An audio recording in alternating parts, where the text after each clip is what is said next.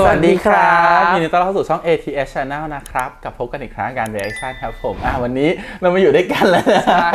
เว้นหายตากันไปเรียบร้อยหลังจากสัญจรใช่ไปสัญจรกันมานะครับผมในที่สุดก็กลับมาเจอกันนะครับ EP ที่11ซึ่งเป็น EP ที่เขาเข้มข้นมากๆนะครับก็คิดว่าEP นี้ต้องอยู่ด้วยกันนะครับไม่อยู่ด้วยกันไม่ได้ก็ก่อนอื่นขอบคุณก่อนแล้วกันนะครับทาง CMTV นะครับผมแล้วก็ทางวิวที่อนุญาตทำ reaction ได้นะครับเดี๋ยวไปดูกันเขาก็ EP ที่11นะครับผมเรื่องคาดนะครับหรือ The Eclipse ครับผมไปอาจารย์สุบโรกลับมาแล้วเหรอวะผมมีเรื่องอยากจะคุยกับอาจารย์ครับอาจารย์ไม่รู้จริงๆเหรอครับมันเป็นเครื่องมือให้ระบบบ้าๆของโรงเรียนนี้มันยังอยู่อ่ะกูกำลังสงสัยว่าอาจารย์ชาดกเป็นคนทำให้น้ากูตายไอ้ที่เขากระโดดฆ่าตัวตายไหมใช่แล้วที่อาจารย์ชาดกออกมาจากโรงเรียนเมื่อวันก่อนอ่ะที่ EP ก่อนอ่ะรีบออกมากำลังคิดว่าเขามีความสัมพันธ์กันนั่นแหละเชื่อว่าเขามาบอกเลิกกันตรงนี้แน่ๆเลย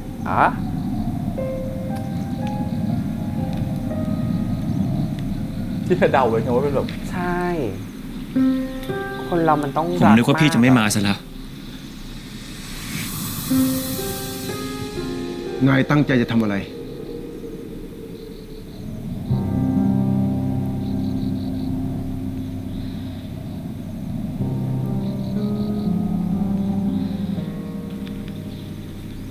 จะทำอะไร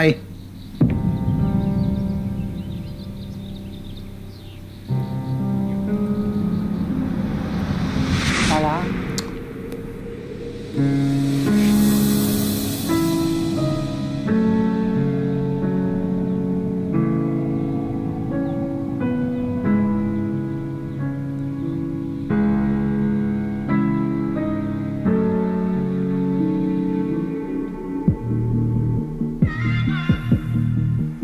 เกิดอะไรขึ้นวันเนี้ย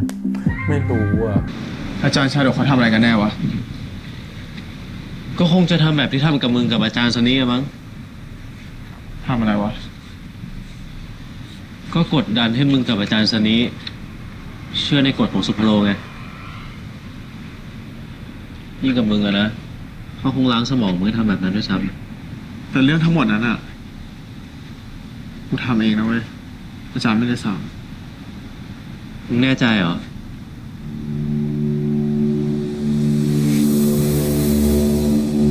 เขาอาจจะไม่ได้พูดกับมึงตรงๆนะเว้ยแต่เขาอาจจะส่งสัญญาณอะไรบางอย่าง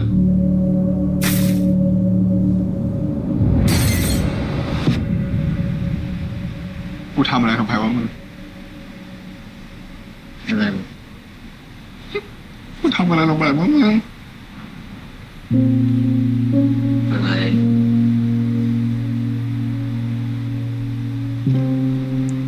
ถ้ากูหายไปจากโลกใบนี้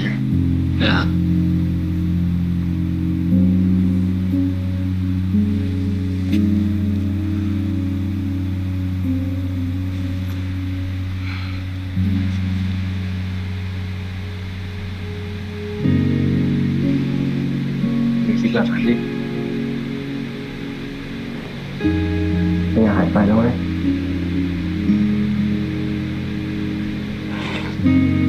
ไม่อยากหายไปนะ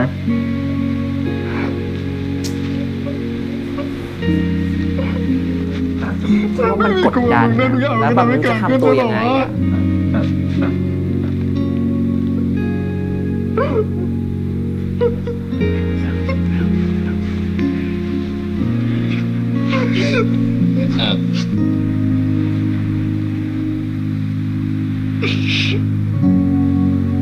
เปลี่ยนตัวเองได้อะ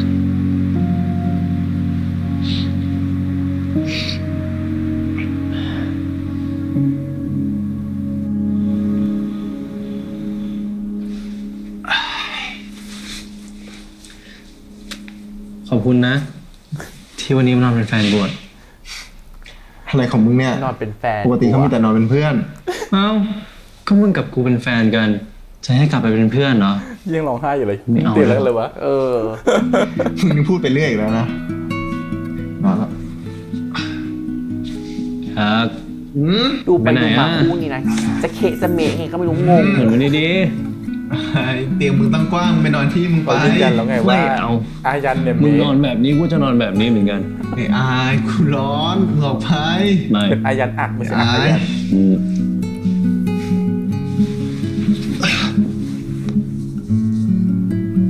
มึงดื้อจังให้ตัวเล็ก ก็ดื้อให้มึงหันมาแบบนี้ไงไอ้ตัวใหญ่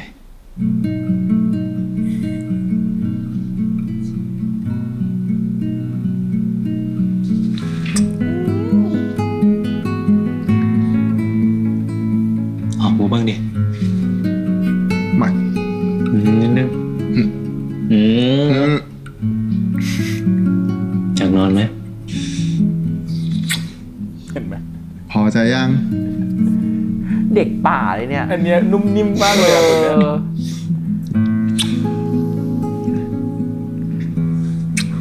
พอแล้วไอ้อาย สุดท้ายแล้วนะ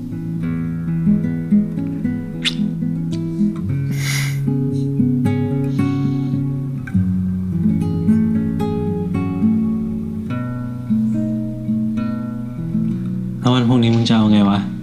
วันคนดีสีสุพรรณอะ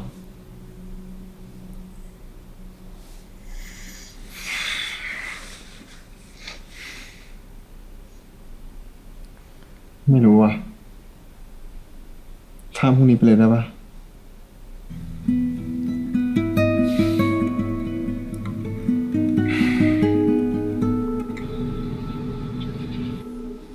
กูขอยืมสูตรมึงหน่อยดิ แล้วปอกแขนมึงอะ เดี๋ยวกูไปเอาที่ล็อกเกอร์ที่โรงเรียนอ่ะ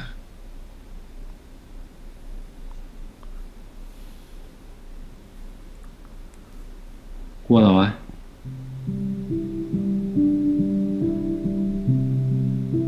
แต่วันเนี้ยมึงต้องรับรางวัลนะ ฉันเลยคิด กู ว่าจะ เคย ไม่ โคตรอยากได้ ได้ รางวัลนั้นเลยนะเว้ย โอ้ แต่ตอนเนี้ยกูรู้สึกว่ากระดาษแผ่นนั้นมันไม่มีค่าอะไรเลยวะ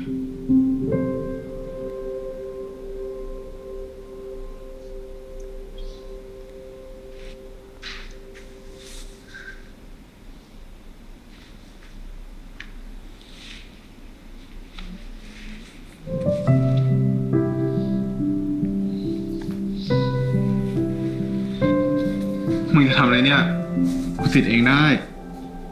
กูอยากทำให้นี่ ตอนเนี้ยกูสร้างสตอรี่เข็มกัดมึงแล้วนะ ยังไงวะ มึงก็เข็มกัดโรงเรียนไม่ใช่เหรอ ไม่ดิ มันไม่ใช่เข็มกัดโรงเรียนธรรมดาอีกแล้วเว้ย ตอนเนี้ยมันคือเข็มกลัดของกูที่ติดให้มึง มึงคนที่กูรัก และต่อจากเนี้ยแม้ว่าใครจะทำให้มึงเป็นอะไรอีกอะมึงก็จะเป็นไอ้อักคนเดิมของกูตลอดไป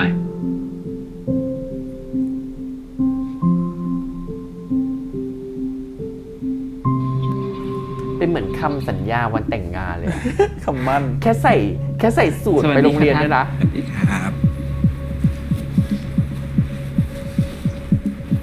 ไม่ใคร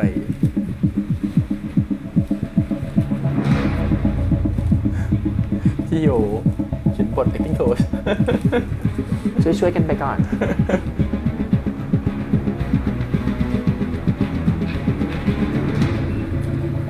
เรื่องการพิจารณางบประมาณสนับสนุนจากสมาคมศิษย์เก่านี่ สมาคมศิษย์เก่า จะเข้าวาระหน้าใช่ไหมคะทานนายก ใช่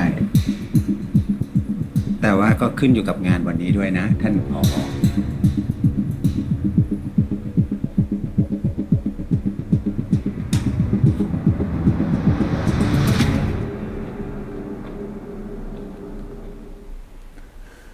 พิธีการในวันนี้ เป็นธรรมเนียมปฏิบัติที่สืบทอดกันมาของชาวสุพโลกว่า 100 ปี ขอให้ทุกคนตั้งใจกล่าวคำปฏิญาณตน ด้วยความภาคภูมิใจ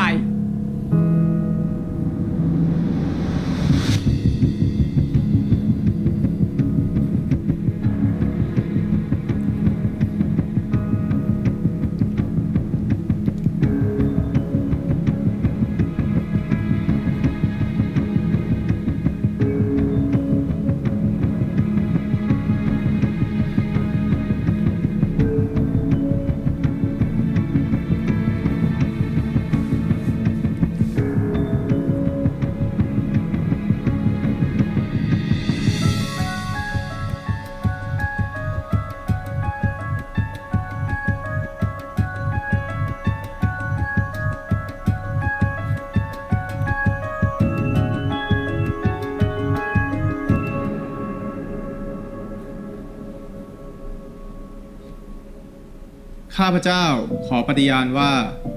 จะเคารพในกฎระเบียบของสุพโลเหนือสิ่งอื่นใด เพราะข้าพเจ้าตระหนักว่า เมื่อโรงเรียนมีกฎ พวกเราจึงมีเกียรติ เมื่อโรงเรียนมีกฎ พวกเราจึงมีเกียรติ เมื่อโรงเรียนมีกฎ พวกเราจึงมีเกียรติ เมื่อโรงเรียนมีกฎ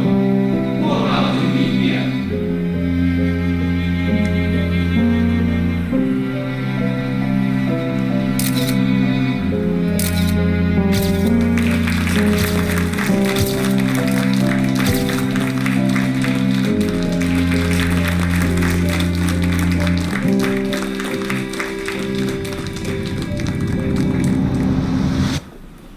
ใช้ได้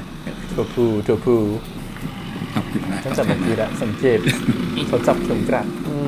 แล้วยังไงเดี๋ยวผมจะดูเรื่องนั้นให้นะครับ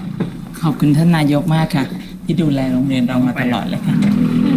ะครับขอบคุณนะ อาถรรพ์สุพโลตามหาคนผิดตัวจริงมาลงโทษหยุดอาถรรพ์สุพโล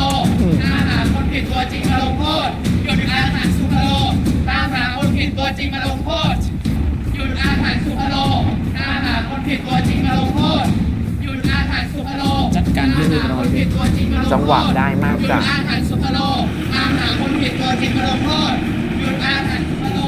ตามหาคนผิดตัวจริงมาลงโทษหยุดอาถรรพ์สุพโลตามหาคนผิดตัวจริงมาลงโทษหยุดอาถรรพ์สุพโลตามหาคนผิดตัวจริงมาลงโทษหยุดอาถรรพ์สุพโลตามหาคนผิดตัวจริงมาลงโทษ มีการสั่งห้ามชุมนุมในโรงเรียนโดยเด็ดขาดทำไมฝ่าฝืนอีก พวกเธอทำอะไรกัน ไม่คิดถึงหน้าตาของโรงเรียนบ้างหรือไง อาจารย์คะฉันว่าเราเชิญพวกเขาไปคุยที่ห้องฝ่ายปกครองดีกว่าไหมคะ สมัครนักเรียน จัดการพวกนี้รปภ โอ้ยปล่อยพวกหนูนะพวกหนูมีสิทธิ์ประท้วงพวกหนูมีสิทธิ์ตามหาความจริงนะคะ โอ้ยปล่อยหนู ปล่อยหนูนะคะปล่อยแบบนี้ปล่อยอาจารย์ทำไมถึงทำแบบนี้อะคะปล่อยนะคะปล่อยพวกหนูปล่อยตัวนักเรียนปล่อยตัวนักเรียนเนี่ยนะครับเลิกทำเหมือนพวกเราเป็นนักโทษได้แล้วครับปล่อยตัวนักเรียนไอ้ทั่วปล่อยตัวนักเรียนปล่อยตัวนักเรียนปล่อยตัวนักเรียนปล่อยตัวนักเรียนปล่อยตัวนักเรียนพวกมึงไม่กลัวอาหารสุพรรณโลกนี่วะพวกนอกข้อพวกนอกข้อพวกนอกข้อเว้ยพวกนอกข้อเว้ยนอกข้อหรือนอกข้อ อ่ะสองมาตีกันไปจ้ะตีกันจ้ะ พวกมึงยังไม่ทำอะไรหน่อยเหรอวะไอ้อาร์ตหยุดนะ พวกเธอไม่กลัวอาถรรพ์สุพรรณโลกกันหรือยังไง ไม่ครับ พวกเราแค่อยากให้โรงเรียนรับผิดชอบกับเรื่องที่เกิดขึ้นทั้งหมด ไม่ใช่แค่โรงเรียน แต่ชมรมสารวัตรนักเรียนก็ต้องรับผิดชอบด้วย เพราะพวกมึงก็มีส่วนสมรู้ร่วมคิดกับโรงเรียน แต่งเรื่องมาโกหกแล้วก็มาขู่พวกเราทั้งหมด เชี่ยอ่ะ รู้ความจริงแน่เลยอะ เป็นคน เธอเป็นหัวหน้าห้อง ห เธอเป็นเด็กดีความประพฤติดีมาตลอดทำไมอยู่ๆมาเข้าค่ายพวกกับขลาพวกนี้ฮะ กักขระวะ ผมแค่ทำตามหน้าที่ของผมครับอาจารย์ มึงพูดอะไรของมึงวะ มึงอย่ามากล่าวหามั่วๆนะเว้ย พวกกูไม่เกี่ยว ไอ้ทั่ว มึงเอาทีละประเด็นได้เปล่าวะ ตอนนี้เราช่วยแก๊งโลกไม่ลืมก่อนได้ปะมึงไม่ต้องมาห้ามกูเลยไอ้มึงกลัวเหรอว่ากูจะพูดอะไรอะมึงกลัวกูเหรอ มันไม่ใช่อย่างนั้นเว้ยทัวร์กูแค่ไม่อยากให้มึงปักปามคนอื่น โดยที่มึงไม่มีหลักฐานอะไร ก็ เลย เป็นไงหลักฐานนี่ไอ้คนที่เป็นพยานที่ดีที่สุดอะก็คือมึงไง มึงก็รู้นี่ว่าคนที่ทำให้อาถรรพ์กลับมา ไม่สิ คนที่ทำมันขึ้นมา ก็คือไอ้อะ ไอ้ทัวร์มึงพอได้แล้ว มึงเลิกปกป้องมันสักทีไอ้มันทำไม่ดีกับมึงตั้งหลายอย่างและเพราะความจริงแล้วพวกมึงสองคนแอบคบกันอยู่ ทั่วผู้ลูก กูเคารพความรักของพวกมึงทั้งสองคนนะเว้ย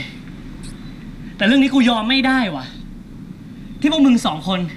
เอาความรักมาเป็นข้ออ้าง มาปกปิดความผิดของพวกมึงแบบเนี้ย มันใช่เหรอวะ ตายแล้วพอรู้จะสุดโต่งรู้ก็สุดโต่งเลยจ้ะเป็นผู้เคารพกฎ นางเป็นคนแบบถูกผิด ถูกผิด แอบกู กูว่ามึงสารภาพความจริงเหรอวะว่ามึงเป็นคนทำมึงไม่ได้ทำเรื่องนี้คนเดียวใช่ไหมมึงมีคนที่อยู่เบื้องหลังมึงใช่ไหมไอ้อับ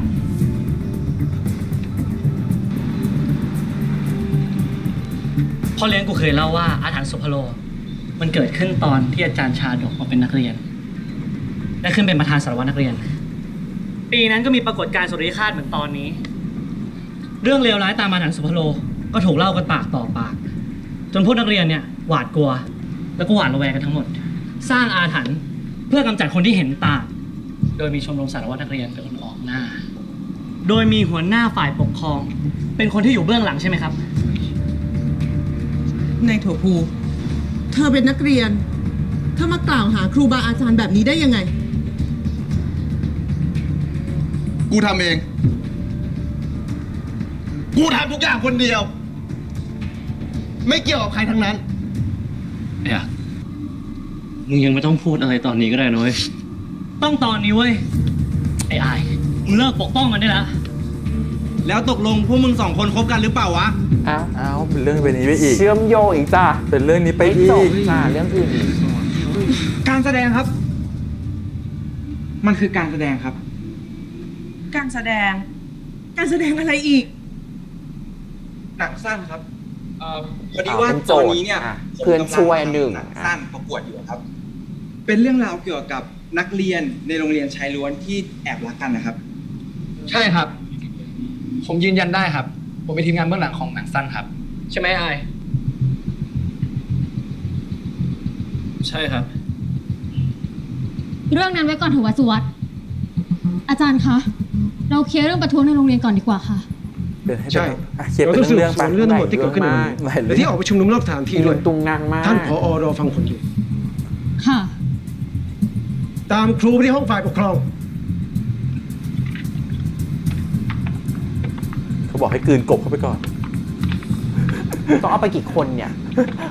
คดีเนี่ย ปัญหาใหญ่จัดการก่อนแล้วค่อยเรียกทีมปัญหาไป พวกเธอพูดได้เต็มที่เลยนะ อาจารย์จะคอยปกป้องพวกเธอเอง อาจารย์ แต่สาวคนนี้ช่วยไปแต่งตัวให้มันปกติกันได้ไหมมาดู โอ้ ฉันแล้วแบบ รู้สึกมันมากเกินไป มันมากเกินไปอ่ะ คือถ้ามันแต่งตัวเป็นตามโรงเรียนมาแล้วก็ประท้วงฉันไม่เข้าใจได้นะ เออใส่แฟร์นะ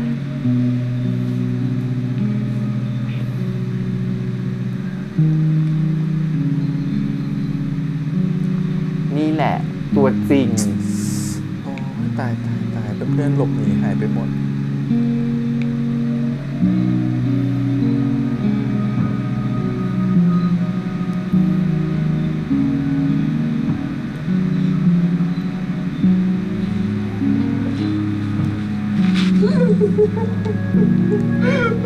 เวลาเฟิร์นเล่นแบบนี้คือแบบว่าหมดตัว ไม่เหลืออะไรแล้วว่าคือแบบโอ้สงสารน่ะ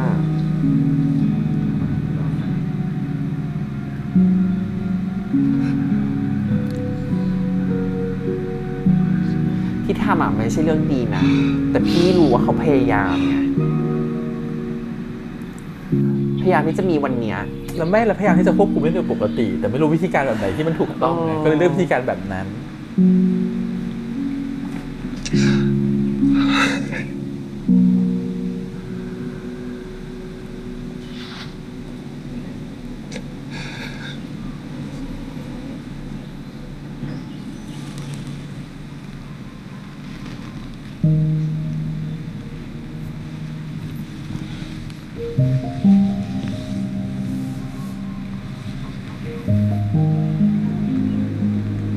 ฝุ่นนะมึง เชียร์ปะเนี่ย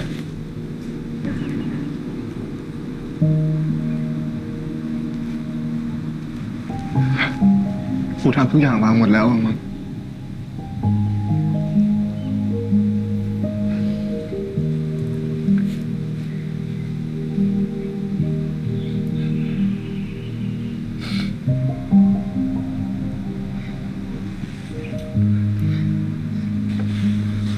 มึงก็ ลองคิดซะว่า มันเป็นการพังของเก่าที่มันแย่ มึงจะได้ไปเริ่มต้นอะไรใหม่ๆที่มันดีกว่าไงดีไหมคิดแบบนั้นเหรอ แต่ตอนนี้ผอสั่งตั้งกรรมการสอบสวนแล้วนะเว้ย มึงคิดมากดีวะ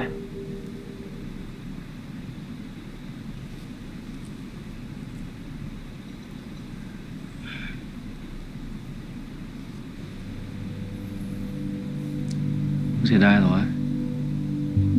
ที่มึงต้องออกจากสารวัตรนักเรียนอะ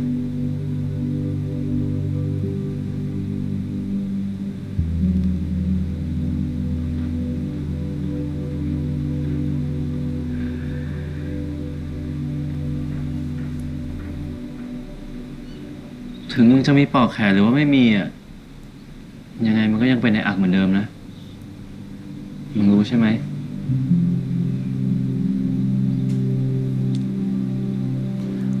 บางทีเราก็ยึดติดมากเกินไปกับสิ่งที่เราเคยมีอ่ะ เจอกันที่หน้าห้องปกครองตอนนี้ พี่ว่าใครอยู่ ฉันไม่ได้เชื่อมโยงเลยทางนั้นนะจะพูดลอยๆ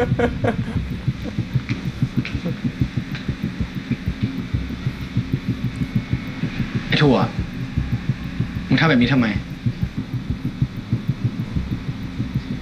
กูแค่ต้องการให้ทุกคนพูดความจริงออกมา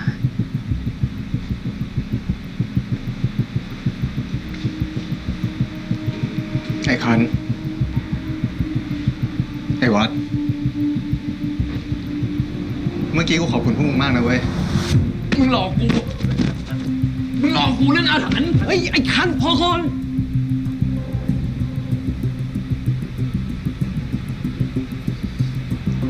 พวกมึงคงผิดหวังในตัวกูมากเลยใช่ปะ เรื่องอะไรอ่ะ กูไม่ติดเลยนะเว้ย ถ้ามึงจะชอบใครอ่ะ แต่ที่กูติดอ่ะ คือสิ่งที่มึงทำต่างหากเว้ย พวกมึงอย่าเพิ่งทะเลาะกันได้ป่าววะ ไอ้วัด ไอ้คัน มึงก็รู้ความจริงจากไอ้ถั่วกันแล้วไม่ใช่เหรอ ว่ามันมีคนอยู่เบื้องหลังไอ้อักอะ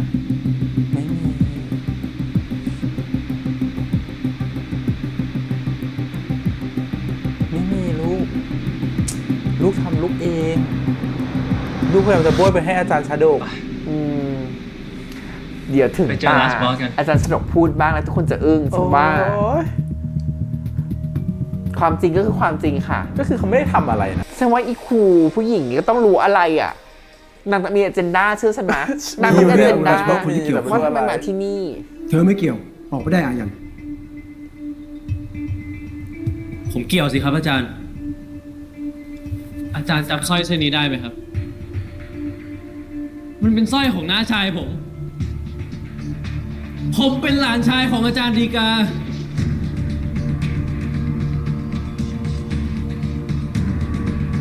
เธอจะมาบอกครูทำไม อาจารย์รู้ไหมครับว่าตอนนี้เขาเป็นไงบ้าง อาจารย์รู้ไหมครับ น้ำมึงก็ย้ายไปโรงเรียนคู่แข่งไง น้ากูฆ่าตัวตาย น้ากูฆ่าตัวตายเพราะอาจารย์ของมึงไง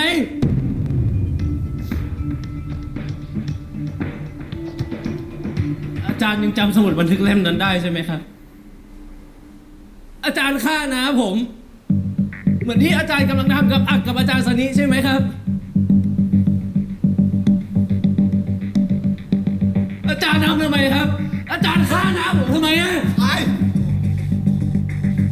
ไม่มีใครฆ่าคนรักของตัวเองได้หรอกนะอายัน นี่ไงนางรู้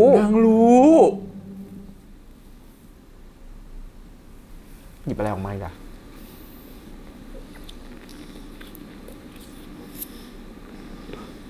นางเห็นหรอหรือว่าอะไร หนังสืออาจารย์ฎีกาเหรอหรือยังไง ฉันขอโทษนะคะอาจารย์ มันอยู่นางมานั่งโต๊ะต่อไงนางต้องเห็นเลยแน่เลยอ่ะ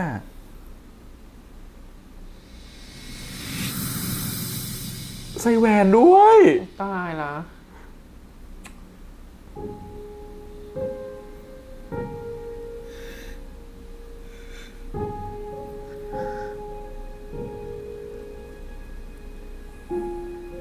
เป็นอย่างที่ฉันคิดไว้เลยอ่ะ โอ้ตายแล้ว ไอ้ที่อาญาคิดมาตลอดก็คือผิด ไม่ใช่คนฆ่าแต่เป็นคนรัก เป็นคนรัก ไม่ได้กดดันให้อาฆ่าตัวตาย ไม่เห็นตายเพราะอะไรอ่ะ ตอนที่อาจารย์ดีกามาบรรจุที่นี่ใหม่ๆ ตอนนั้นเรื่องมีดราม่า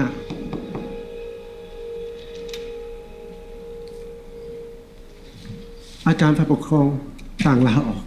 สวัสดีครับ สวัสดีนะครับ ยังไงผมก็ขอฝากตัวด้วยนะครับ ทางโรงเรียนก็เลยให้อาจารย์ใหม่ทุกคนมาเป็นผู้ช่วยฝ่ายปกครอง นี่เป็นคู่มืออาจารย์ฝ่ายปกครอง เอาไปดูนะ ขอบคุณครับ สมพานกินไก่วัดเหรอ หรือเป็นแฟนกันอยู่แล้วเอาเข้ามา ครูกับอาจารย์นิกาก็แอบคบกันลับ อ๋อไม่ใช่ เพิ่งมาคบกัน ๆ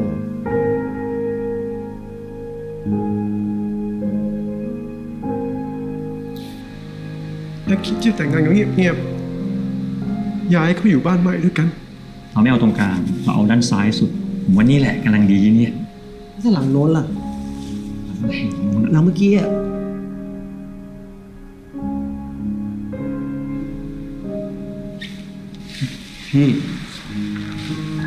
พี่ล้อผมเล่นมั้ยเนี่ย พี่รู้นะว่าเรื่องระหว่างเราเนี่ยยาก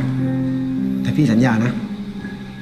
พี่จะทำให้ดีที่สุด ทำไมต้องยากด้วยอ่ะ อาจารย์ เป็นครูไง สุพรรณโลเป็นครูด้วยเนาะ ครูมันก็ยากจริงๆแหละ เดี๋ยวผมดูแหวนก่อนเดี๋ยวครับ 1 2 3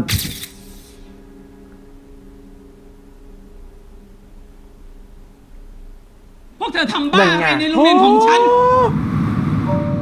อีผอรู้ทุกอย่าง โอ้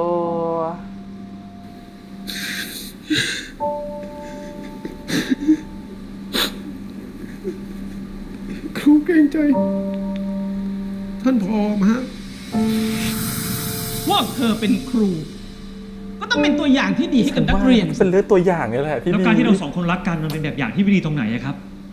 พวกเธอจะไปทำระยำตำบอลที่ไหนก็ได้ แต่ไม่ใช่ที่สุพรรณโลก ท่านผอครับ ขอโอกาสให้พวกเราอีกครั้งได้ไหมครับ เธอมีโอกาสเสมอนะฟังฉัน แต่เธอจะต้องยืนอยู่ข้างโรงเรียนเรา บังคับให้ออกแน่ๆเลยอ่ะ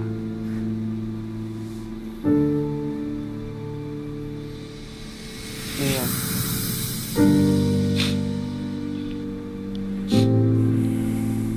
ครูใจเส้นสายทุกอย่าง เพื่อทำการย้ายอาจารย์นิกาไปโรงเรียนพระรถ แล้วดีเราอาจารย์อยู่ที่พลดส่วนอาจารย์ก็เลือกที่จะอยู่สุพรรณโลก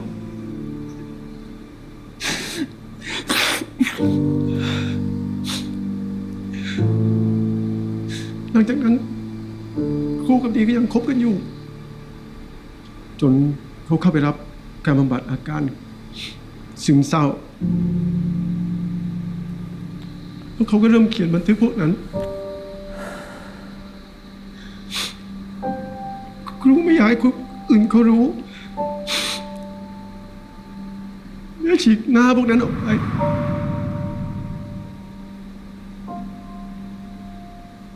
ครูไม่คิดว่าการที่ครูทำแบบนั้นเนี่ย มันจะทำให้ดีการตัดสินใจแบบ ไม่รักเขาแล้ว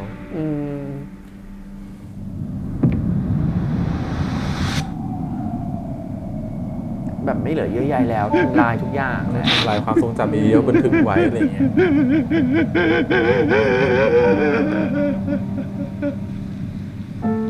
เวลาโรคซึมเศร้ามันเหมือนกับว่าทำอะไรละเอียดออกมันจะคูณ 10ซึ่งเป็นที่ผิด อาจารย์ชาดกครับ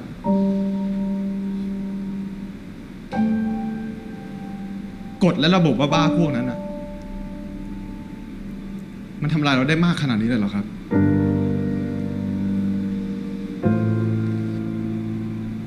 ผ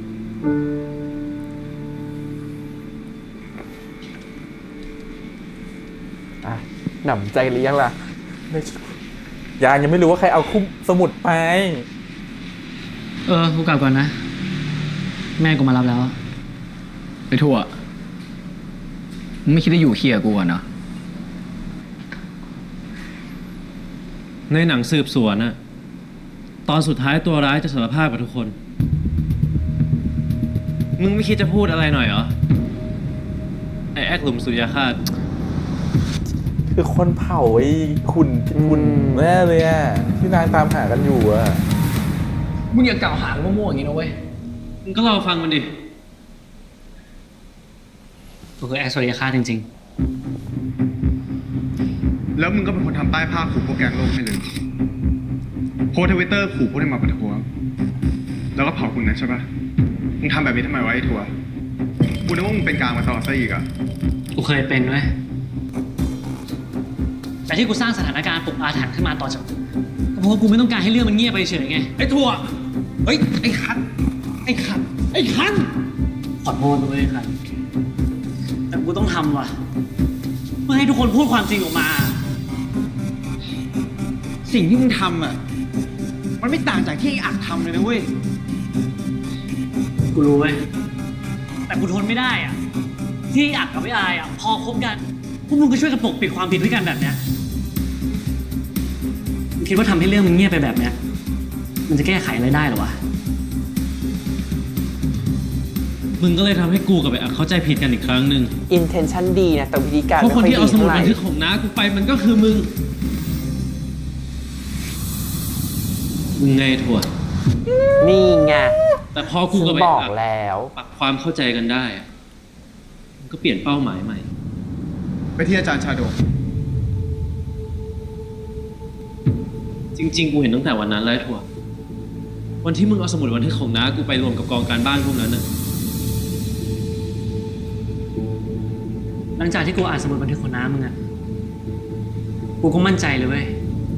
ว่าคนที่อยู่เบื้องหลังอ่ะก็คืออาจารย์ชาดก กูก็เลยใช้ความแค้นของมึงให้เป็นประโยชน์ มึงทำทำไม มึงทำได้แบบนี้ทำไม เฮ้ย ไอ้คันโอ้โหมันไม่ใช่มึงเลยนะเว้ย เฮ้ย ที่กูตัดสินใจทำแบบเนี้ยก็มันเป็นทางเดียวเว้ยที่จะทำให้ทุกคนพูดความจริงออกมา ความจริงที่ทุกคนต้องยอมรับตรงกันให้ได้เท่านั้นเว้ยไอ้เรื่องลับๆลงๆเฮี้ยพวกเนี้ยมันจะได้ไม่เกิดขึ้นอีก มึงเลิกสนใจคนอื่นสักแป๊บนึงได้ปะวะ สนใจเฮียอะไรนักหนาอะ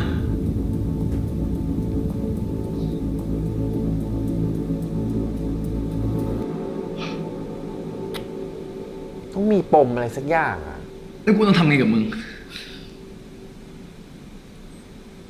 มึงทำตามหน้าที่ของมึงไปเว้ย ถ้ากูบอก มึงก็ โอเค กูยอมรับผลที่กูทำเว้ย กูเลือกที่จะทำมันเอง กูรู้อยู่แล้ว เฉียบมากถั่วเอ้ย กูทำไม่ได้ มึงต้องทำให้ได้ ทำไม่ได้ นี่คือระบบพวกพ้องและระบบความจริง กูไม่ชอบอ่ะ ที่อายปกปิดความผิดให้อักแบบเนี้ย มึงก็ไม่ต้องปกปิดความผิดให้กูไอ้คัน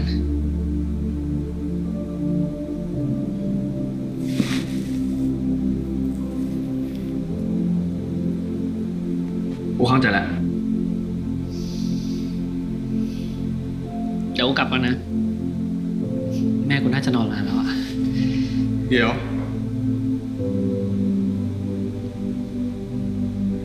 มึงเปลี่ยนไปขนาดนี้ได้ยังไงวะ กูคงอายมั้ง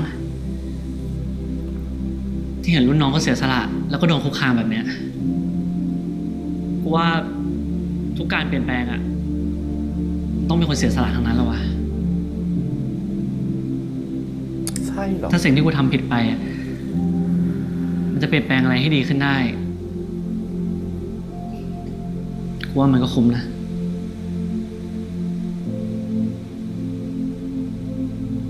intention ดี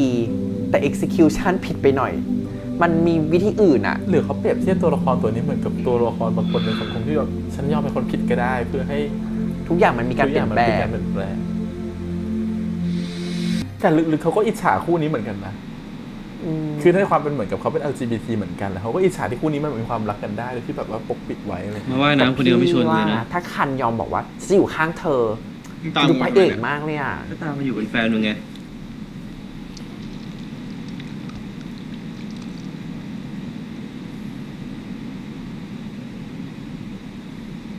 คิดอะไรอยู่วะ กูแค่กำลังคิดว่า ความเชื่อนี่แม่งโคตรมีอิทธิพลต่อเราเลยเนาะ ใช่ดิ ความเชื่อนี่แม่งเป็นตัวกำหนดการกระทำเลยอะบางคนนะ แม่งเชื่อถึงขนาดที่ว่า ความเชื่อของเขาเท่านั้น การกระทำของเขาเท่านั้นที่เป็นสิ่งที่ถูกต้อง จนบางทีอ่ะมันก็ไปละเมิดสิทธิ์ของคนอื่น เหมือนกูก่อนที่จะมาเจอกับมึงอะนะ จริง ๆ มันก็เปลี่ยนกูเหมือนกันนะ กูเนี่ยนะ ดิ แต่ก่อนนะ กูเป็นพวกเหมารวมเหมือนกัน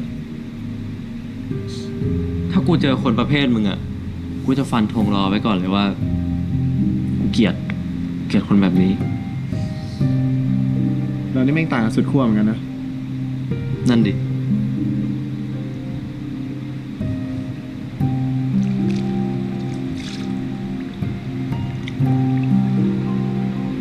เรื่องเมื่อเช้าอ่ะมึงจะเอาไง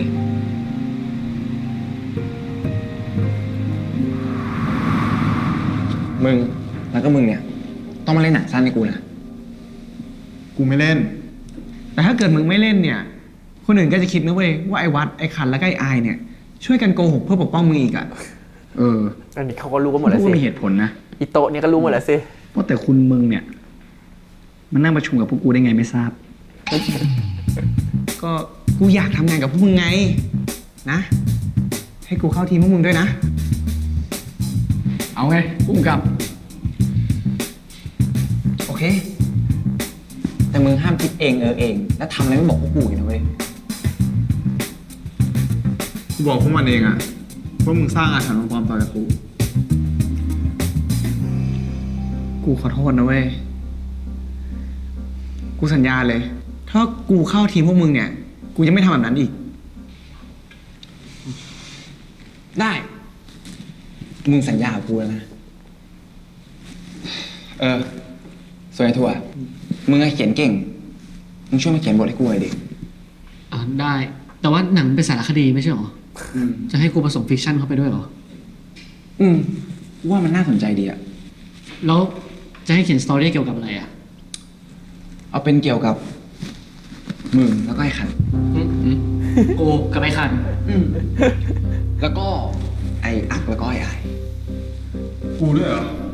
ใช่ แต่กูไม่เคยเขียนบทหนังว่ะ กูก็ไม่ค่อยมั่นใจว่ามันจะออกมาดีหรือเปล่าอ่ะ ไม่เป็นไรเดี๋ยวกูช่วยมึงเอง ยังไงกูเป็นผู้ช่วย เขาไม่ได้โกรธกันแล้วหรอหรือยังไงวะฉันงงว่ะ ถ้ากูยอมตกลงเล่นหนังกับพวกมึงอะมันก็เท่ากับว่ากูกำลังประกาศให้คนทั้งโลกรู้ว่าดิว่ากูเป็น พระเอกหนังวายใช่ปะกูว่ามันสุดยอดไปเลยนะเว้ยอ่ะ นี่มันคือซอฟต์พาวเวอร์ของเมืองไทยเลยนะเว้ย เอาน้ำโมกับว่าง่ายว่ะ ก็เทิงโต๊ะมีคนเดียว ต้องเล่นแหละ คืออันนี้คงพูด ยังไงวะทำไมคันก็สู้กูไว้นี่สิ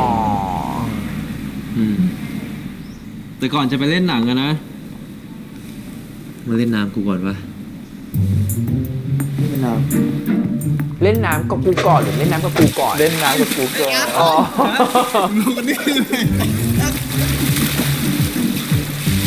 มันหายไปคำความหมายเปลี่ยนเลยนะ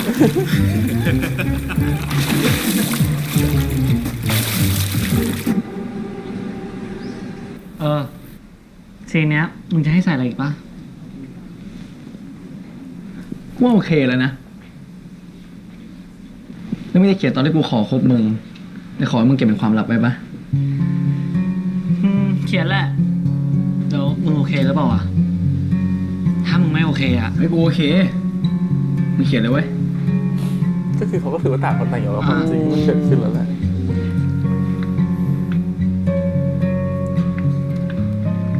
เอาเลยเว้ยเดี๋ยวเป็นคนร้อยเว้ย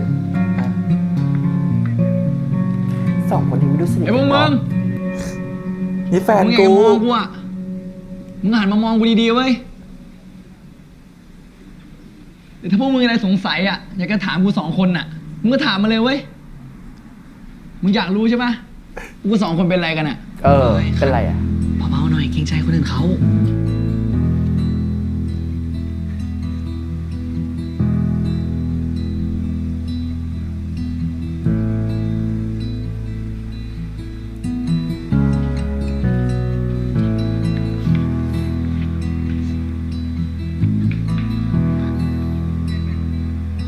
กู2 คนเป็นแฟนกันด้วย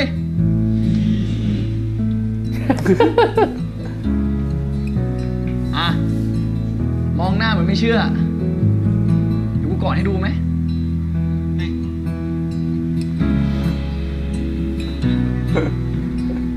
ก็คือถ้าสมมติแฟนตัดสินใจอะไรก็เป็นเรื่องของ หน้า แฟน มึงก็เหมือน ตัด ไม่ สิ เชื่ น อ ใจ อีก เขาฉันไม่ แม่ ยุ่ง ไม่ดู แต่ฉันก็มาดูแลเขาพานี้แทน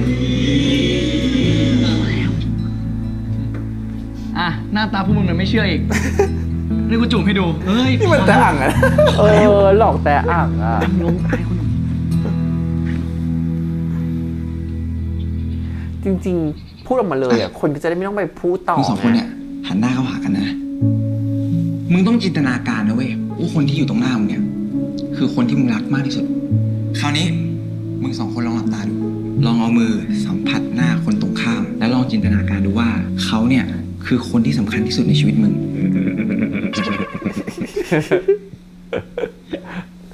เฮ้ย ไอ้อายมึงตั้งใจหน่อยดิอ่ะ แล้วคราวนี้นะ มึง2 คนเนี่ย ค่อยๆลืมตาขึ้นเว้ย แล้วก็บอกความรู้สึกของมึง ว่ามึงรู้สึกยังไงกัน กูรักมึงนะ มากขึ้นทุกวันด้วย เฮ้ยพูดอะไรเนี่ยต่อหน้ากล้องนะเว้ย ไอ้อัพ ก็เราจะดี ใครส่งมึงมาปลุกปั่นที่นี่ โรงเรียนเก่ามึงใช่ปะ นี่คือบทเหรอ บท มึงจะทำอะไรอ่ะ ก็เข็มขัดมึงเบี้ยวไง กูติดให้ใหม่ จะได้สมกับเป็นประธานชมรมสาวนักเรียนหน่อย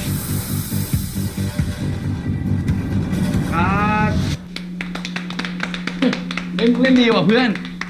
แม่ถั่ว เล่นเก่งจริง เฮ้ย พวกมึง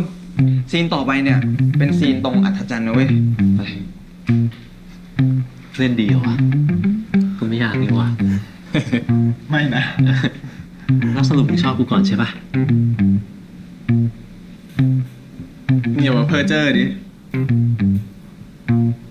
มึงนั่นแหละชอบกูก่อน กูชอบมึงทีหลังเว้ย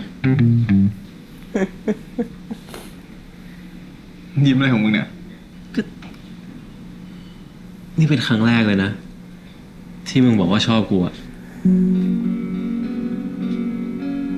รู้สึกดีเหมือนกันนะ มึงเงียบปากไปเลย ก็ได้ กูจะได้ยินเสียงหัวใจมึงเต้นใกล้ๆ ชัดดี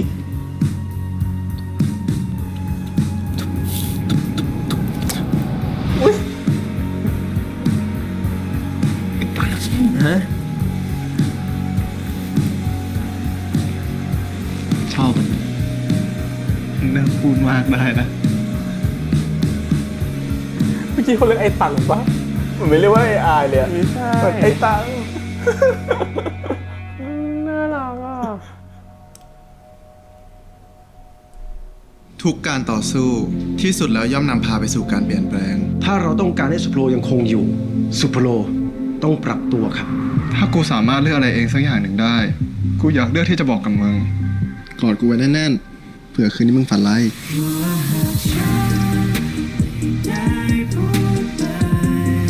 จินดาคืออะไรรักกันให้อิ่มเอิบอย่างนี้เหรอแต่ก็ดีนะ ปกติซีรีส์อะชอบไปเคลียร์กันตอนสุดท้าย ใช่ อันนี้ก็แบบให้มาเคลียร์กัน EP นี้ก่อน ก็ขี้กันเร็วนะ ปุ๊บปุ๊บปั๊บปุ๊บปั๊บปุ๊บปั๊บ เพราะว่าด้วยความประเด็นมันแบบมันเป็นเรื่องมัธยมไงมันไม่ใช่ แต่ฉันแค่งง ไม่ อะไร ใช่เรื่อง นะ จริงจังแบบว่าง งอีตอนที่อ่ะตกลงโกรธถั่วแล้วทำไมวันรุ่งขึ้นก็อ้าวอยู่ทีมเดียวกันว่ะ แฮมว่ามันไม่ได้โกรธถั่วหรอกแต่แฮมรู้สึกว่าความรู้สึกของแฮมคือแค่ตัวคันลอมันเหมือนกับว่าฉันเป็นแบบแฟนอ่ะฉันต้องปกป้องเธอทำไมเธอทำแบบนี้แบบเธอผิดหวังกับที่ฉันทำเหมือนกับที่ฉันคิดแล้วมันผิดหวัง ไม่หรอกเพราะว่า คือถ้ามองอักเป็นคนที่ผิดถูกปะแต่หลังจากนั้นมันมีคน carry on ไอสิ่งที่มันผิดต่อไงแต่จริงๆแล้ว intention ของอักคือเพื่อปกป้องความเป็นสุภโลไว้แต่ของถั่วทำไปเหมือนกันผิดนะเพื่อให้อักพูดความจริงแต่ให้ความจริงมันเปิดเผยให้เรื่องเนี่ยที่มันไม่จบสักทีมันจบมันจะได้เหมือนกับว่าโอเคไอ้ที่เรียกร้องก็ไปเรียกร้องกันไปแต่คนทำผิดก็ต้องบอกมาว่าทำผิดอะไรมันจะเหลือแค่ความผิดของจำนวนจำนำเนียนถ้าสมมติคนบอกว่าไอ้การเรียกร้องมันคือผิดมันก็คือความผิดของแค่จำนวนจำนำจำเนียนไม่เกี่ยวกับใครคนอื่นใช่แต่พี่ก็รู้สึกว่าชอบตรงที่อะไรรู้ป่ะคือเขาให้ความรู้สึกว่าคนที่มันเหมือนแบบ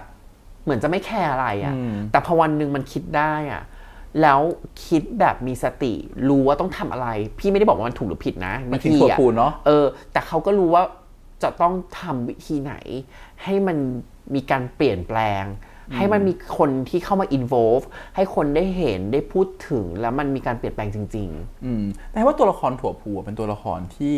จริงๆมันคือตัวละครที่มีความคิดถ้าคิดแบบนี้นะแฮมว่าตัวละครตัวนี้คือไปที่แล้วแฮมพูดไว้กับของแฮมคนเดียวว่าแฮมว่าเรื่องนี้มันค่อนข้างจะเอาการเมืองบทใหญ่มาใส่อยู่ในแบบมัธยมมันเราจะรู้สึกว่าบางทีมันจะดูล้นๆสำหรับเด็กเกินไปนะแต่จริงๆว่าถ้ามันเปรียบเปรยมันคือการเปรียบเปรยเล่าการเมืองใหญ่ซึ่งเขาเล่าเป็นซีรีส์ไม่ได้เขาก็เลยเอาการเมืองอันใหญ่มาเล่าอยู่ในภาพของมัธยมแทนให้มันเล่าง่ายขึ้นเปลี่ยนสังคมให้มันดูแบบมัธยมเป็นเรื่องแบบสิทธิเสรีภาพการแต่งตัวการอะไรเพราะฉะนั้นถ้าเราจะมองตัวละครตัวนี้เป็นการเมืองบทใหญ่มันก็ต้องมองว่าไอ้ตัวถั่วพูมันคือตัวละครแบบไหนใช่ไหมก็ต้องจริงๆตัวถั่วพูมันคือตัวละครที่คนที่มันแบบเหมือนที่พี่อาจบอกเมื่อกี้พี่อาจพูดไปแล้วว่าคนที่มันต้องการความจริงแล้วมันแบบฉันต้องยึดความจริงเป็นหลักให้ได้คือทุกคนจะแบบยังไงความจริงก็ต้องปรากฏแต่ทีเนี้ยคนแบบเนี้ยมันเป็นคนอาจจะมีความคิดสุดโต่งเกินไปแบบถั่วพูคือฉันจะไม่มีซ้ายไม่มีขวาถ้าตอนนี้ฉันเป็นนิวทรัลอยู่ฉันเป็นตรงกลางอยู่แต่วันนี้ถ้าฉันเลือกแล้วฉันจะไปทางนั้นแบบสุดตัวเลยแล้วไปแบบเต็มที่ด้วยซึ่งคนแบบนี้คาดเดาไม่ได้ว่าใช้วิธีไหนใช่แล้วคนแบบนี้น่ากลัวด้วยนะครับคาดเดาไม่ได้คือสมมติว่าเรากำลังพูดถึงว่าถ้าคนคนนึงต้องการความจริงอะไรบางอย่างขึ้นมาแล้วเขาต้องการที่จะทำทุกวิธีทางเพื่อให้ความจริงนั้นปรากฏเขาก็ไม่เลือกวิธีการเหมือนกันนะเหมือนกับที่พี่อาจบอกว่าเขา execute ไม่ถูกคือเขาก็ใช้วิธีที่มันไม่ถูกเหมือนกันในการที่ฉันก็ทำผิดเหมือนกับที่อักทำแหละเพื่อจะให้ความจริงนั้นมาปรากฏโดยคิดว่าสิ่งที่ตัวเองทำbelieve ว่าเชื่อว่าสิ่งที่ฉันทำคือพระเอกนะฉันทำถูกแต่ถ้ามองในทางกลับกันนะถ้าเขาพูดถึงเรื่องการ sacrifice คือการเสียสละถ้าเขาไม่ทำให้อีเวนต์เนี้ยมันรุนแรงมันรุนแรงมันมีความซับซ้อนมันเริ่มมีความเข้มข้นมีความเสี่ยงต่ออันตรายมากขึ้นถามหน่อยว่ามันจะมีคนแบบฟิลไหมอาจจะมีอีกคนเยอะแยะเลยที่เป็นเหมือนโถผูก่อนนะนี่เขารู้สึกว่าอ๋อไม่ใช่เรื่องเกี่ยวกับกูไม่ได้เดือดร้อนกูอยู่เฉยๆกูก็อยู่ได้มันก็จะมีคนแบบนี้อยู่ตรงกลางที่จริงๆแล้วคือเลือกที่จะไม่ทำอะไรแต่ถ้าวันหนึ่งถูกผูบอกไม่ได้ฉันต้อง move คนกลุ่มนี้ให้มัน feel ในสิ่งที่ฉัน feel ให้เขารู้สึกในสิ่งที่ฉันรู้สึกแล้วทำให้คนเหล่านี้มาอยู่ข้างเราแล้วพร้อมที่จะเปลี่ยนแปลงไปพร้อมกันจริงๆมันก็มีบางทีสังคมก็ต้องการคนแบบนี้เพราะเราจะเห็นว่าบางทีนะเราเคยบอกไปแล้วว่าสังคมจะไม่เปลี่ยนแปลงถ้าไม่อยู่บนขอบหน้าผาหมายความว่าถ้ามันจะไม่เปลี่ยนแปลงถ้ามันไม่มีคนที่มันกระทบก่อนหรือมันคนที่มันแบบเอาออกแบบแอคชั่นสุดตัวมาว่าสิ่งนี้มันรุนแรงมันมีผลนะถ้าเธออยู่ต่อไปเธอก็จะอันตรายเธอก็ต้องเจอแบบนี้อีกเหมือนกับว่าถ้ามันไม่มีคนที่มาทำให้เห็นว่าเนี่ยเขาทำแบบเนี้ยและโดนแบบเนี้ยทำแบบนี้แล้วต้องโดนลงโทษแบบเนี้ยคนรู้สึกว่าเฮ้ย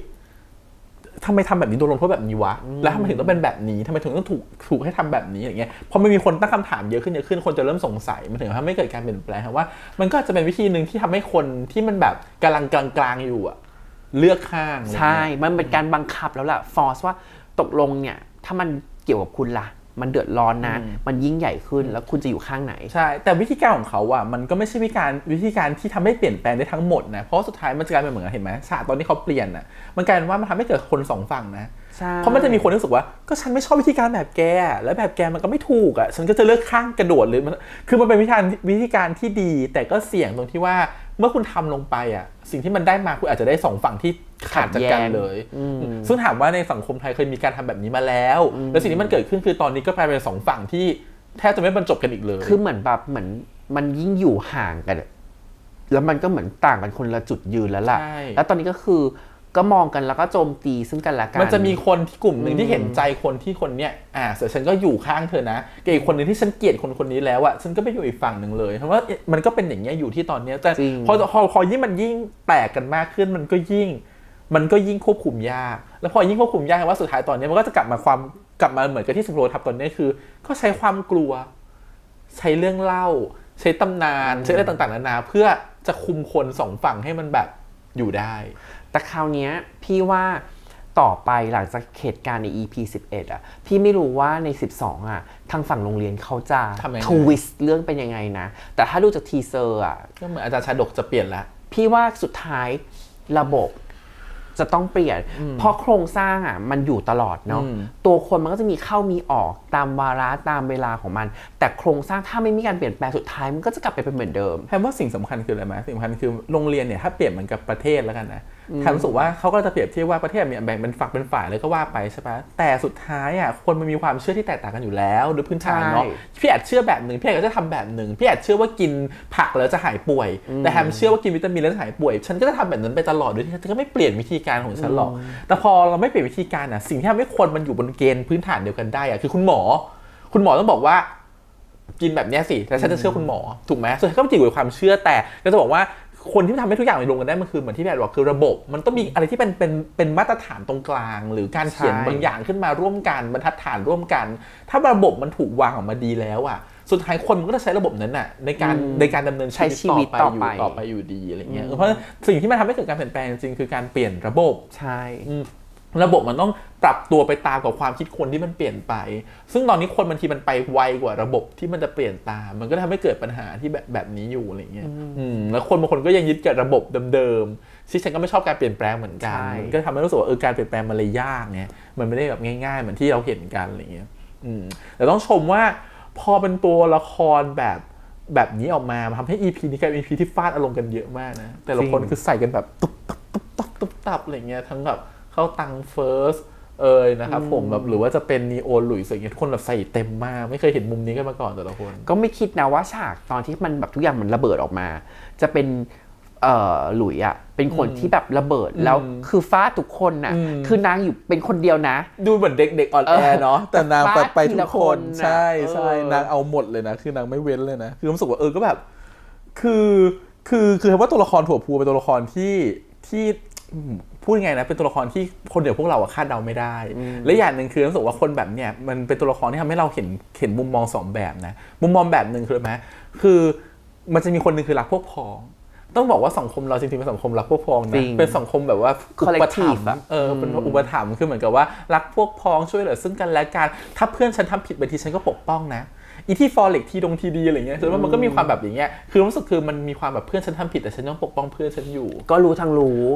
้ว่าผิดแต่ฉันก็ไม่อยากจะพูดออกไปอะไรแบบนี้มีความเป็นพวกพ้องอยู่พอสมควรหรือว่าบางครั้งเช่นเขาเปรียบเทียบว่าถ้าสมมติว่าคนในบ้านเราทำผิดเราจะปกป้องคนในบ้านเราไหมหรือเราจะปล่อยให้ตำรวจมาจับคนในบ้านเราคือบางทีเรารู้แหละมันคือถูกกับผิดแต่สุดท้ายเขาคือคนใกล้ชิดเรานะใช่เขาคือคนสำคัญกับเรานะเห็นว่าเหตุการณ์อีเวนต์เนี่ยมันทำให้คนเปรียบเทียบเห็นว่าเนี่ยมันเป็นระบบที่ถั่วพูกำลังไฟกับสิ่งที่อยู่ตรงข้ามคืออักกับอายัน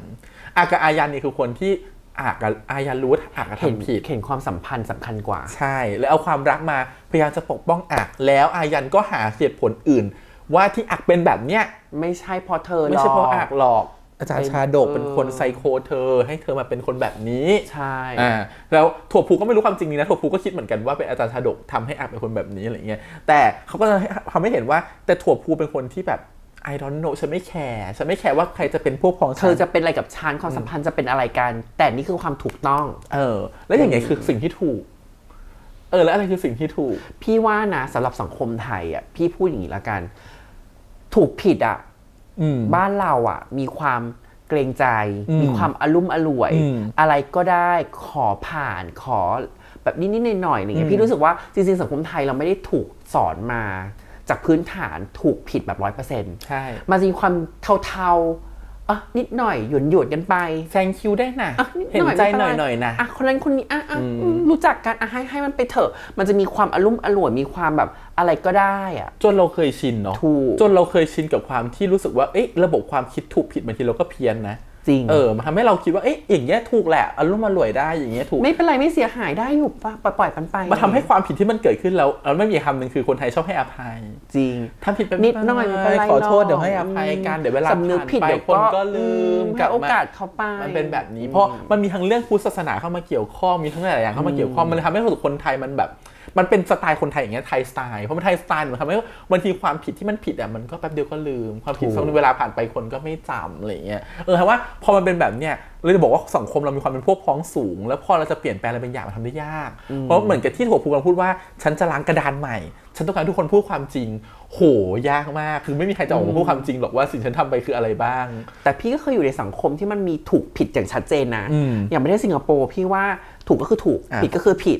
ถามว่ามันดีไหมดีตรงที่ว่าเราอะสามารถรักษาสิทธิของเราได้อย่างเต็มที่แต่ใครจะมาทำลายสิทธิเรา เธอก็ต้องระวังเหมือนกันนะว่าเธอจะไปก้าวก่ายไปละเมิดสิทธิของคนอื่นหรือเปล่าเพราะถ้าเธอทำปุ๊บเธอก็ผิดทันทีเพราะฉะนั้นมันเหมือนกับทุกคนรู้ว่าตัวเองทำอะไรได้ไม่ได้ถูกไหมแต่ถ้าทุกคนเราอยู่ในขอบเขตที่มันถูกตีเอาไว้อะสุดท้ายทุกคนก็จะอยู่ได้อย่างมีความสุขแล้วก็ไม่ถูกใครเอาเปรียบแล้วก็ไม่ได้ไปเอาเปรียบใครแต่มันก็พูดยากแหละแต่ถ้าสมมติเรามาดูประเทศที่ประชาธิปไตยจ๋าๆจริงๆอะและเรื่องสิทธิเสรีภาพจ๋าๆจริงๆอะเขาก็จะเป็นแบบนี้นะคือถูกผิดว่ากันตามผิดเลยฉันจะไม่มีพวกพ้องอะไรอย่างนี้หรอกคือพวกพ้องที่จะเกิดจากการเห็นใจคุณธรรมจรรยาอย่างนี้มากกว่าแต่คือในเรื่องของความที่เป็นสิทธิของแต่ละคนนะมันว่ากันตามถูกผิดเลยว่าเธอไม่มีสิทธิ์ไม่ยุ่งกับฉันทำแบบนี้เธอไม่ตามกฎสิทำตามกฎที่ถูกต้องเป็นแบบไหนพอคนไทยมันเป็นแบบนี้ว่าตัวนี้มันเลยเป็นปัญหานี่แหละซึ่งแปลว่าตัวถั่วพูก็เป็นตัวอย่างที่ดีว่านี่ไงพอฉันอยากจะเรียกร้องสิทธิทุกเธอก็จะปกป้องกันเธอเป็นแบบนี้ไงแล้วพอจะล้างกระดานทีมันมาทำถึงไม่ง่ายไงเพราะว่าสมมตินะเรารู้ทั้งรู้ว่าพ่อเราทำผิดสมมติเรารู้ทั้งรู้ว่าพ่อเราเป็นทำนู่นทำนี่มาไม่ดีเราจะไปบอกฟ้องพ่อตัวเองไหมว่าทำไม่ดีหรือจะไปบอกเพื่อนไหมว่าพ่อฉันเป็นคนแบบนี้แจ้งตำรวจมาจับพ่อตัวเองมันไม่ได้ไงจริงๆครับว่าเมืองประเทศอื่นก็เป็นคล้ายๆกันแหละแต่ด้วยความที่พอคนไทยมันเคยชินกับอะไรแบบนี้มันทำให้มันแทบจะอยู่ในทุกจุด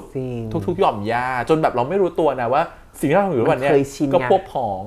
มันเคยชินแต่ว่าตรงนี้ก็เปรียบให้เห็นอย่างหนึ่งซึ่งมันไม่มีเขากำลังโชว์มาแต่เขาไม่ได้บอกนะว่าอะไรถูกอะไรผิดสิ่งที่อายันกับอาจทำถูกไหมหรือสิ่งที่ถั่วพูทำถูกไหมคนดูตัดสินเองว่าแบบไหนถูกแบบไหนผิดนะครับผมรู้สึกว่าจริงๆมันก็เป็นสิ่งที่คนเจอกันทุกๆวันอยู่แล้วอ่ะทีนี้มาเรื่องของเหมือนที่พี่พูดเรื่องถั่วพูกับคันลองว่าทำไมอยู่ดีแบบคันลองทำไมเขาถึงยอมง่ายแล้วอยู่ดีก็แบบเหมือนทะเลาะกันอยู่แล้วหรืออยู่ก็มาเหมือนเดิมคือพี่รู้สึกตอนที่เขาคุยกันเคลียร์กันเองอ่ะพี่รู้สึกว่าถั่วพูอ่ะชัดเจนแต่พี่รู้สึกว่าคันลองเองก็ถือเอาพรรคพวกเป็นใหญ่ถูกป่ะแต่ก็มองว่ากูอ่ะรักมึงนะแล้วมึงทำอะไรแบบนี้มึงไม่ปรึกษากูแล้วยังจะทำไปอีกแล้วเนี่ยทำอย่างเงี้ยก็เดือดร้อนเหมือนก็รู้ทั้งรู้ก็ยังจะทำผิดแต่พี่ว่าสำหรับถั่วพูเขาไม่ได้มองว่าวิธีการคืออะไรแต่เขามองที่วีซาวมากกว่าไงเขามองที่ผลใช่ว่าเขาอะทำไปแล้วมันจะได้อะไรแล้วมันคุ้มไหมถ้ามันคุ้มเขาจะยอมทำทุกอย่างเพื่อจะเสี่ยงถูกป่ะแล้ววันที่เขาทำเขาไม่ได้มองถึงว่าคนคนนี้เป็นพวกกับคันลองนะใช่ คือเขามองว่าสิ่งที่ฉันทำอยู่ไม่กระทบคันลองเลยกระทบตัวฉันเองด้วยซ้ำคันลองจะไม่เกี่ยวแต่คันลองมาเพิ่นว่าอินี่พวกฉันเหมือนกันไงใช่นี่มันเพื่อนฉันอะไรอย่างเงี้ยแต่พี่รู้สึกว่าสุดท้ายแล้วเขาคงคิดได้ว่ามันคือเรื่องที่มันก็อยู่นอกเหนือความสัมพันธ์เขาถูกป่ะถ้าเขาบอกเขาจะรักกันก็คือตัวตนที่เขาเป็นทั้งสองคนแต่ถามว่าไอ้สิ่งที่เขาไปทำมันอาจจะเป็นหน้าที่ของเขาหรือเป็นบทบาทอื่นๆซึ่งถ้ามันเคลียร์กันได้แล้วเข้าใจว่าโอเคอะแยกย้ายจบกันนะเรื่องนี้ก็คือเรื่องนี้คือเรื่องของเรามันก็โอเคไงเผอิญว่าเคสแบบนี้มันเคยเกิดในโรงเรียนมันเป็นเคสเล็กๆโรงเรียนไม่ใช่ทั้งหมดของชีวิตเราถูกป่ะจริงเพราะฉะนั้นความรักสำคัญกว่าว่าในบทของนักเรียนนะแล้วถ้าเป็นโรงเรียนมันเกิดอะไรขึ้นมามันไม่ได้ชีวิตของฉันน่ะฉันยังออกมาจากชีวิตตรงนี้ได้และฉันก็ไปทำชีวิตอื่นให้มันดีกว่านี้ได้แล้วความรักฉันยังเก็บไว้ได้แต่ถ้าเรื่องนี้มันเกิดในบริบทที่มันใหญ่ขึ้นเช่นในแบบระดับประเทศระดับการระดับที่มันผิดถูกจริงๆที่ต้องโดนตำรวจจับอะไรอย่างเงี้ยว่าเรื่องนี้มันจะว่ากันไม่เหมือนเดิมแล้วโดนจับยึดทรัพย์โดนอุ้มทำลายร่างกายกักขังหน่วงเหนี่ยวหรือว่าถั่วพูทำแบบนี้ต้องติดคุกจะไม่เหมือนเดิมแล้วคันลองจะอาจจะแบบมันอาจจะคีปความรักไว้ไม่ได้แล้วก็ได้เพราะว่ามันคืออีกเรื่องนึงแหละมันอีกบริบทนึงแล้วแต่ผมว่าเรื่องนี้มันดูเป็นเรื่องนักเรียนมันเลยพอเข้าใจได้ว่าเขาไม่รุนแรงมันก็เก็บความรักไว้มันไปถึงตัวอากับอายันด้วยซ้ำที่อายันว่าไม่เป็นไรหรอกถึงอาจะไม่มีทุกอย่างแล้วแต่อาก็ยังมีเรานะอายังมีอายันอยู่คอยที่แบบคอยดูแลเธอจะล้อทุกอย่างแต่เธอยังมีคนข้างๆอยู่เธอเอาอะไรคืออย่างน้อยเพราะว่าอาก็ยังโอเคที่อย่างน้อยฉันไม่มีอะไรเหลือแล้วแต่ฉันก็ยังมีคนข้างๆแต่อีกคนนึงนะที่พี่ไม่พูดไม่ได้อาจารย์ชาดกพี่รู้สึกสงสารเขานะคือพี่ว่าเขาถ้าพูดถึงตัวละครเขาใช้ชีวิตมาถึงจุดนี้เขาคงต้องเจออะไรมาเยอะแล้วเขาคงต้องเก็บความรู้สึกความอยากได้อยากมี อยากเป็นตัวเองมาหลายปีมากจนเขาน่าจะมีบุญคุณกับผอ.ด้วยนะใช่เพราะเขาทำงานให้กับผอ.ใช่ป่ะแต่วันหนึ่งเขามาเจอความสุขที่เขาไม่เคยมีที่เขาไม่เคยได้แล้วเขาก็พยายามทำมันอย่างทุกวิถีทางที่จะเก็บมาเป็นความลับแล้วก็คิดแผนว่าจะใช้ชีวิตต่อไปยังไงมันเริ่มจะใช้ชีวิตแบบมีความสุขในตัวเองที่อยากจะเป็นแต่พอวันหนึ่งปุ๊บบทบาทหน้าที่กลับมาละเจอคนบีบบังคับฟอร์สว่าคุณต้องเป็นใครหน้าที่คุณคืออะไรคุณต้องใช้ชีวิตแบบไหนคุณทำแบบไหนไม่ได้มันคือผิดอะไรมันไม่ดีคุณต้องหยุดโหพี่รู้สึกกดดันแทนนะแต่แทนต้องยอมรับว่าอาชีพของครูเป็นอาชีพที่ลำบากแบบอย่างหนึ่งเหมือนกันคือถ้าสมมติไปอยู่ในโรงเรียนที่เขาค่อนข้างจะเข้าใจหรือเปิดกว้างอาจารย์ก็จะเป็น LGBT ได้แต่พอสมมติว่าวันนึงไปอยู่โรงเรียนที่เขาไม่เข้าใจหรือคนที่เป็นแบบผู้เขามีคนหัวเก่าเยอะมีคนแบบคอนเซอร์เวทีฟเยอะอย่างเงี้ยเขาอาจจะมองว่าแบบสิ่งนี้มันไม่ถูกเพราะว่าคุณเป็นแบบอย่างให้เด็กๆเมื่อกี้ประโยคผอ.นี่ใช่เลยคือเธอต้องเป็นแบบอย่างให้เด็กจะไปทำกักขระที่ไหนไปทำได้แต่อย่าที่โรงเรียนเข้าใจเพราะว่าอย่างนี้ตอนเด็กๆฉันเคยคิดนะอยากจะโตมาเป็นครูแต่พอมาเริ่มใกล้ๆจะเรียนละเลิกเรียนในมหาลัยพี่รู้สึกว่าการเรียนเป็นครูปุ๊บอะถ้าฉันไปเป็นครูฉันเป็นแบบเนี้ยแล้วพี่ก็เป็นคนแบบ obvious คือฉันก็เปิดตัวว่าฉันเป็นอะไรถูกปะฉันก็ห่วงว่าเด็กบางคนอาจจะยังไม่ได้เข้าใจว่าอะไรมันถูกอะไรมันดีไม่ดีควรจะเรียนแบบไม่ควรจะเรียนแบบหรือถ้าผู้ปกครองเขามาพูดกับฉันว่าคุณครูอะเป็นตัวอย่างให้กับลูกๆที่ส่งมาเรียนที่โรงเรียนถ้าคุณครูเป็นแบบนี้พ่อแม่จะสบายใจได้ยังไงว่าลูกจะไม่เห็นและเรียนแบบโดยที่เขาไม่มีวิจารณญาณในการตัดสินว่าสิ่งนี้เขาอยากจะทำหรือเขาชอบจริงๆหรือเป็นตัวตนของเขาหรือเปล่าฉันก็คิดนะฉันก็หรือว่าฉันไม่เหมาะกับอาชีพนี้จริงๆก็เลยเปลี่ยนมาทำงานอย่างอื่นดีกว่าเอาจริงๆนะตอนนี้มันมีข่าวเหมือนพวกเวลาเขาโพสซีรีส์วายหรืออะไรลงไปในข่าวเนาะเหมือนกับว่ามีการออกข่าวหรือเนี่ยแล้วไปออกข่าวในพาร์ทที่เป็นแบบว่าในช่องทางที่เป็นคนแมสหรือคนทั่วไปมันจะเห็นไปลองไปอ่านคอมเมนต์ดูมันจะมีคอมเมนต์บางคนบอกว่าดีแล้วไม่มีแบบเนี้ยดีแล้วตอนนี้เป็นซีรีส์วายไปซะหมดแล้วหรือว่ามีคอมเมนต์แบบเรื่องเรตติ้งทำไมเรตติ้งช่องมันต่ำจังเลยนู่นนี่นั่นแล้วก็คนบอกว่าคนหนีไปทำซีรีส์วายกันหมดแล้วนู่นนี่ใช่ปะก็จะมีคอมเมนต์บอกว่าเบื่อเลิกสักทีได้ไหมเปิดไปก็อยากจะเปลี่ยนช่องเปิดไปก็อยากจะเลิกดูซีรีส์วายเปิดไปก็ไม่อยากจะเปิดไปนี่ไม่อยากให้ลูกดูเลยอยากจะเปลี่ยนช่องกลัวลูกจะติดคือแทนรู้สึกว่ามันก็จะมีคนบางกลุ่มที่คิดแบบที่แอดบอกอยู่ผู้ปกครองบางคนที่รู้สึกว่าเฮ้ยลูกฉันไม่อยากให้ลูกฉันเสพอะไรพวกนี้ลูกฉันจะตัดสินใจอะไรไม่ได้ถูกไหมคือเขาอาจจะไม่พร้อมที่จะสอนลูกเขาว่าอะไรควรเป็นอะไรเขาก็เลือกที่จะแบบงั้นก็พาลูกฉันหนีออกจากตรงนั้นดีกว่ามันเหมือนอะไรป่ะเหมือนพยายามตีกรอบไว้แล้วก็จำกัดให้เขาเห็นในสิ่งที่คุณอยากจะให้เขาเห็นอยากให้เขารู้ในสิ่งที่เขาอยากจะรู้แต่ถามจริงๆรู้หรือเปล่าว่าเด็กคนนั้นน่ะเขาอยากจะรู้อะไรเขาอยากจะเป็นอะไรแทนที่จะทำให้เด็กเข้าใจเนาะถูกแต่กลายว่าเลือกที่จะตีกรอบให้เด็กไม่เห็นแทนแค่นี้พอเธอต้องรู้แค่นี้แต่ถามจริงๆว่าแทนที่จะแบบเปิดให้เขาได้เรียนรู้หมดเลยแล้วก็ให้เหตุผลเขาอยู่ข้างๆเขาแล้วให้เขาเป็นคนที่ตัดสินใจเมื่อวันที่เขาพร้อมที่จะเลือกคือบางคนเขาคิดแต่ว่าสั่งรูปลักษณ์แบบนี้การกระทำแบบนี้ทำให้เด็กติดได้ไม่เหมาะสมคือเขาไม่ได้มองถึงว่าคือเขาไม่ได้มองว่าลูกฉันตัดสินใจวันนั้นตัดสินใจตอนโตได้ว่าฉันจะเป็นอะไรแต่คือฉันไม่อยากให้ลูกเห็นแบบนี้เพื่อจะเรียนแบบพฤติกรรมของคุณใช่แต่ถามว่าพฤติกรรมเรียนแบบมีไหมมีนะเพราะสมมติว่าเอาแค่สมมติเราอยู่กับเพื่อนที่เป็น LGBT ด้วยกันเราก็จะติดสับกระเทยติดอะไรเพราะสมมติว่าการเรียนแบบมันก็เกิดขึ้นได้อยู่แล้วเพราะฉะนั้นหรือเพื่อนผู้ชายบางคนที่อยู่กับพวกแก๊งผู้หญิงเยอะๆหรืออยู่กับแก๊งแบบว่ากระเทยหรือ LGBT เยอะอย่างเงี้ยผู้ชายบางคนก็จะติดการใช้ศัพท์จริตจักรแบบนั้นมาเหมือนกันทั้งที่เป็นผู้ชายแท้ๆนะรู้สึกว่าเพราะมันเกิดการเรียนแบบได้เพราะว่าพอเป็นผู้ใหญ่มันก็จะกลัวว่าเฮ้ยลูกฉันจะเรียนแบบสิ่งนี้ไม่อยากให้เป็นไม่อยากให้เป็นอย่างนั้นอย่างนี้เพราะเพื่อนทำหลายคนก็เป็นครูอยู่ตอนนี้แล้วก็เป็นครูมัธยมด้วยอย่างเงี้ยก็จะโดนประเด็นแบบนี้เหมือนกันอะไรเงี้ยทำรู้สึกว่ามันก็คือเขาอาจจะเปิดตัวเขาเป็นได้แต่เขาจะไม่สามารถเหมือนกับแบบยิ่งนั่นคืออาจารย์ชาดกถึงให้เปิดตัวเป็นก็คงไม่เป็นไรมากแต่คือเขาทำตัวเรียบร้อยปกติอยู่ในโรงเรียนเนาะแต่เพิ่นว่าเขาได้เป็นแฟนกัน2คนว่าด้วยความที่ผอ.หัวเก่าอยู่แล้วบวกกับเห็นว่าเป็นแฟนกันมันคงจะแบบยิ่งแล้วใหญ่ว่าแบบฉันไม่อยากเห็นสิ่งนี้เพราะเผื่อแกไปแสดงความรักกันในโรงเรียนแล้วเด็กๆผู้ชายจะทำตามเอาไปล้อเลียนทำตามหรืออะไรเงี้ยผู้ปกครองจะว่ายังไงเดี๋ยวสมาคมผู้ปกครองก็ตัดเงินอีกไม่ส่งลูกมาเรียนอีกได้ยังไงอนาคตโรงเรียนจะเป็นยังไงแต่ว่าบางทีมันก็มีผลนะต่อการทำต่อในมุมของคนที่มองเขาว่านี่คือที่โรงเรียนนะคุณไม่ควรทำแบบนี้อะไรเงี้ยมันก็จะมีคนที่คิดแบบนี้มันก็เลยบอกว่าอาจารย์ชาดกยากแล้วก็เหนื่อยเขาถึงพูดเลยว่าของเรามันไม่ง่ายมันยากแต่ก็พยายามทุกวิธีทางนั่นแหละให้มันอยู่ได้แต่สุดท้ายคือแบบพอดันแบบเห็นไงก็ซวยไป ก็เลยต้องเอาแฟนตัวเองออกอยู่ที่อื่นแต่พอแฟนเป็นโรคซึมเศร้าขึ้นมาไอ้โรคซึมเศร้านี่ก็น่ากลัวจริงๆนะเพราะเพื่อนก็เป็นอยู่เขาโรคซึมเศร้าบางที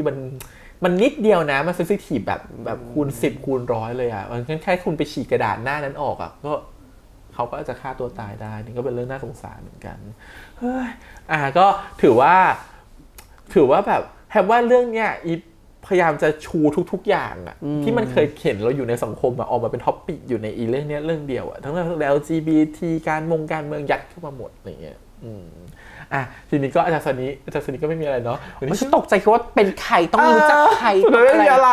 ออกเพราะนางมาใช้ของใช้ต่อไงนางก็เลยมีผลแค่นั้นนางคงไปเจออะไรอย่างเงี้ยแล้วสิ่งที่นางทำมาตลอดที่ทุกคนพยายามจะเข้าใจชาดกผิดอ่ะตั้งแต่ EP ก่อนอ่ะนางก็จะบอกว่ามันไม่ใช่หรอกคืออย่าไปเข้าใจอาจารย์ผิดอาจารย์เป็นคนดีคือนางจะพยายามโปรเทคอาจารย์ชาดกอยู่ตลอดแต่นางก็พูดมันไม่ได้ไงเพราะมันก็เป็นความลับที่อาจารย์ชาดกก็คงไม่อยากให้ใครรู้